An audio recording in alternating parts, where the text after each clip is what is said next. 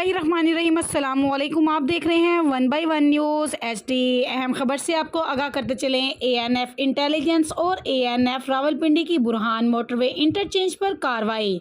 Suzuki Mehran car से 5 kilogram heroin बरामद। गाड़ी में सवार पेशावर के रिहायशी मोहम्मद बिलाल और खालिद महमूद नामी मुलजिमान गिरफ्तार मुलजिमान की निशानदेही पर मुंशियात वसूल करने वाले अटक के रिहायशी जावेद इकबाल नामी मुलजिम को भी मोटरसाइकिल समेत हिरासत में ले लिया गया। मुलजिमान के खिलाफ इंसदादी मुंशियात एक्ट के तहत मुकदमा दर्ज कर लिया गया और मज़ीद तफ्तीश जारी है। एक बार फिर आपको लिए चलते हैं ANF इंटेलिजेंस और ANF रावलपिंडी की बुरहान मोटरवे इंटरचेंज पर कार्रवाई। सुजुकी मेहरान कार से 5 किलोग्राम हेरोइन बरामद। गाड़ी में सवार पेशावर के रिहायशी मोहम्मद बिलाल और खालिद महमूद नामी मुलजिमान गिरफ्तार।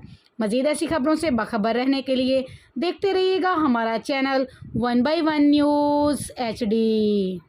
ताज़ा तरीन अपलोड्स की नोटिफिकेशन हासिल करने के लिए हमारे चैनल को सब्सक्राइब करें और साथ में दिए गए घंटी के निशान को दबाना ना भूलें।